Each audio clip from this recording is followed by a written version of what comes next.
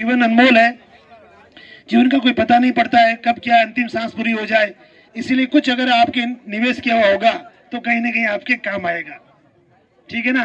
जो अपने फालतू के खर्चे होते हैं ना, वहां पर आप ध्यान नहीं दें। और ये आवश्यक खर्चे हैं जिनको करना जरूरी है। कुछ काम ऐसे होते हैं जहाँ जाना बहुत जरूरी होता है, और कुछ काम ऐसे होते हैं जहाँ जाने की कोई जरूरत नहीं होती है। जैसे मान लीजिए मेरे पास में एक दिन में 10 कार्ड आते हैं शादी के। एसडीएम के पास तो 50-60 कार्ड आ जाते हैं। अब मैं देखता हूँ यार इसमें से कौन सा आदमी है, नेताजी कौन सा है, अभी बीजेपी का नेता कौन सा है, और उसमें भी पावरफुल कौन सा है, तो पहले मैं उसके पास जाऊंगा। सीधी सी बात है, सत्य बात कह रहा हूं मैं। तो उसमें ये देखा जाता है कि भाई आपके जीवन में खास बात क्या है। ये बात मैंने आपको समझाने के लिए कही थी कि भाई जीवन इंपॉर्टेंट है या बीड़ी का बंडल इंपॉर्टेंट है। तो बीड़ी का बंडल आपके सामने रखा हुआ है, एक तरफ जीवन है, तो आपको जीवन को प्राथमिकता दोगे। तो ये छोटी छोटी चीजें होती है जहां पर हम लोग ध्यान नहीं देते हैं, और कुछ स्कीमों का हमें जानकारी नहीं होती है। आज आपके बीच में हम लोग बैठे हैं, ये अपने बैंक का आदमी बैठा है, तो अगर 8-10 बीमे हो जाती है, इसके जेब में कोई पैसा नहीं आ रहा है, इसको कुछ नहीं मिलने वाला है, ये तो सेवा कर रहा है। लेकिन इससे हमें क्या फायदा होगा? हमें ये फायदा हो रहा है कि हमने इस कैंप के अंदर 10 लोगों के बीमे करवाए। तो हम उसमें लिखेंगे रिपोर्ट में कि 10 बीमे हुए हैं। फिर हमें भी पूछते हैं ना ऊपर से, क्या विष्णु जी बीमे कम हो रहे हैं आपके? तो एसडीएम साहब बीमे कम हो रही है, तो ये हमें भी जवाब देना पड़ता है। तो हर आदमी के ऊपर एक आदमी है, हर संस्था के ऊपर आदमी है, और सबसे ऊपर भगवान है। इसीलिए भगवान को पूर्ण परमात्मा कहा गया है। हम सब लोग अधूरे हैं, एक दूसरे के ऊपर टिके हुए हैं। तो हम भी सरकार की जो प्रतिनिधि है, हम भी जनता के ऊपर टिके हुए हैं। आप लोग अच्छा काम करेंगे तो हमारा अच्छा लगेगा। इसलिए जो सरकार आपके बीच में आई है, सरकार आपके द्वार पे आई है, तो कुछ काम कुछ फायदे लेने चाहिए। तो इसीलिए हम ये कह रहे हैं। अब प्रधान अपने सरपंच साहब ने एक अच्छी बात कही है कि भाई डाकघर नहीं है। तो मैंने समस्या सुनी, इनकी बात अच्छी तरह से सुनी है। पंचायत का प्रस्ताव आएगा। पुराना जो डाकघर है वो 5 किलोमीटर दूर है। पालड़ीएस की जनसंख्या भी काफी है, बड़ा गांव है, ये भवन भी उपलब्ध करवा रहे हैं।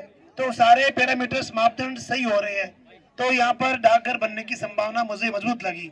तो मैंने कहा इसको अपन इस ढंग से करेंगे तो ऐसा हो जाएगा। तो कहीं ना कहीं हम ऐसा काम देना चाहते हैं ग्राम पंचायत को कि वो एक स्थायी रूप से रहे।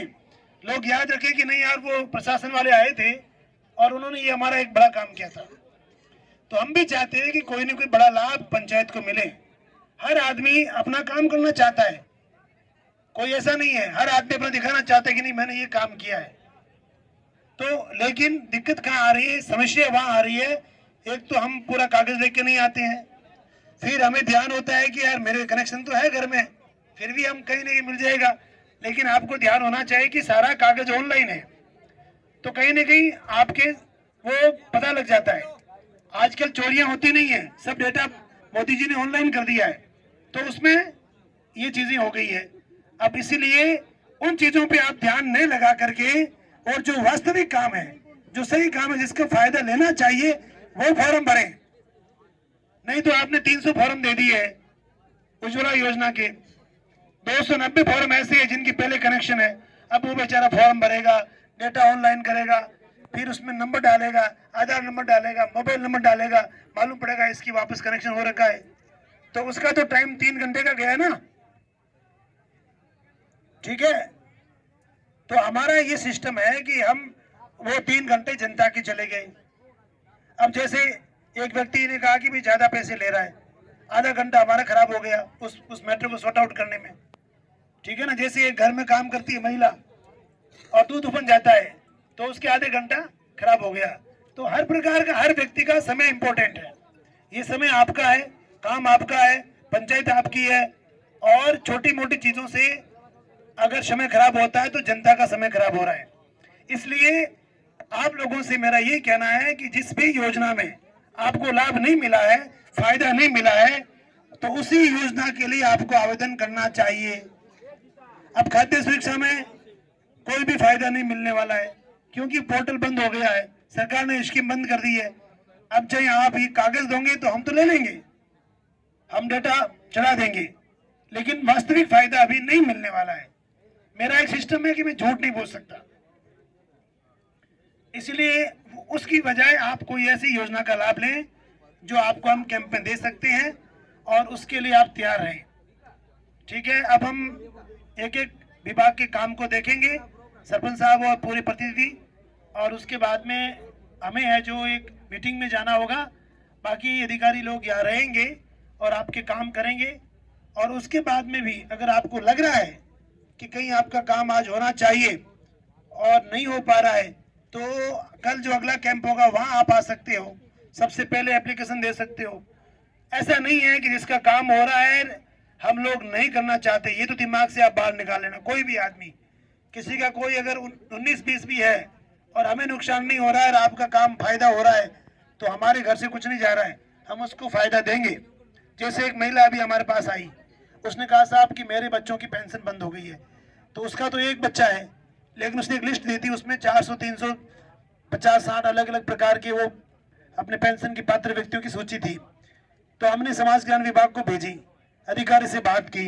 अधिकारी ने कहा साहब कि शिक्षा विभाग की ओर से जो पीओ है वो वहां से उनका सत्यापन करेगा कि बच्चा स्कूल में पढ़ रहा है और बच्चे की उम्र इतनी है, 18 साल का नहीं हुआ है और पढ़ाई कर रहा है, तभी वो पेंशन का वापस फायदा मिलेगा।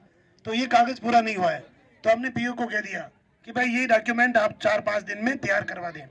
जो ही वो कागज तैयार करवाएगा उसी पीओ को कह दिया कि आप जाकर के ई मित्र पर और इसको अपलोड कराएं। ई मित्र पे अपलोड होते ही आपको वो पेंशन वापस मिल जाएगी। तो छोटे छोटे काम ऐसे होते हैं जहां पर हम लोगों को जानकारी नहीं होती है। सरकार हर आदमी से अपने बैंक खाते की 6 महीने में डिटेल मांगती है, पूछती है कि भाई आपके नंबर क्या है, आपका मोबाइल नंबर क्या है। मेरे पास ही 4 दिन पहले रोहित ब्रांच से फोन आया कि आपके खाते की अपडेट करनी है। मैंने सिलेंडर जी को फोन किया वहां पर, मैंने कहा क्या दिक्कत है यार, कहने 6 महीने हो गए सर, अपडेट मांगते हैं। तो वापस कागज वही भेजिए वापस स्कैन करके कि भाई यही नंबर है, यही नाम है, ये है सारे कागज। तो अपना बैंक अकाउंट हमेशा आपको 5-6 महीने में जाकर के बैंक शाखा में वापस सही करवाओ, मोबाइल नंबर सही कराओ। नंबर वही है लेकिन उसको लिख के देना पड़ता है मेरा नंबर भी यही है। खाता आपको सही कराना पड़ता है, फोटो सही दिखवाना पड़ता है।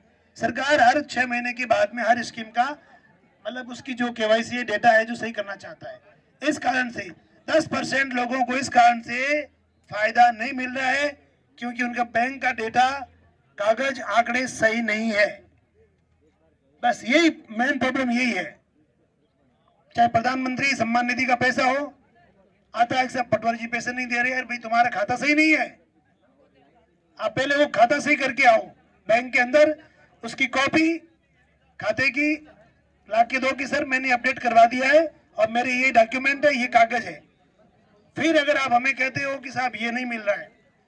और दूसरा एक बात का और ध्यान रखें, किसी भी योजना का फॉर्म आप भरते हो तो फॉर्म किसी समझदार आदमी से भरवाएं, क्योंकि आधे अधूरे फॉर्म स्वीकार नहीं होंगे और लास्ट में जाकर के कचरा हो जाएगा। मैं तो सीधी बात कहने वाला हूं। तो आप पूरा फॉर्म किसी समझदार आदमी से भर करके, और हमारे जो संस्था है जहाँ पर जैसे पीएम आवास का भी है, मैं तो कह रहा हूँ, तो पीएम आवास के भी पूरे फॉर्म पहले सही से भरवा करके यहाँ जमा करवाएं, तो वो फॉर्म आपका आगे प्रक्रिया में आएगा। उसके साथ सारे कागज लगाएं, पिन करें उसको, कोई कागज बाकी नहीं रहे, हर कागज के ऊपर आपके साइन अंगूठे हो, तब जाकर के वो सही माना जाएगा। नहीं तो हम लोग ये सोचते हैं कि कागज दे दिया हो जाएगा, जांच होगी उसमें वो बाकी रह जाएगा, साइन बाकी रह गए तो भी तो वो अधूरा माना जाएगा। जहाँ साइन करने चाहिए वो नहीं हुआ तो वो फॉर्म तो खारिज हो जाएगा आपका। और आजकल हर कागज आपका ऑनलाइन हो गया है ई मित्र के द्वारा। तो जब कभी भी आप ई मित्र पे जाओ, 4 बातों का ध्यान रखना है। एक तो समझदार पढ़ा लिखा आदमी हर घर में है, पोता पोती बच्चा जो भी है उसको साथ में लेके जाओ, ठीक है ना। और अपने सारे कागज साथ में लेके जाओ, जो कागज सही सही है उसके पास बैठ करके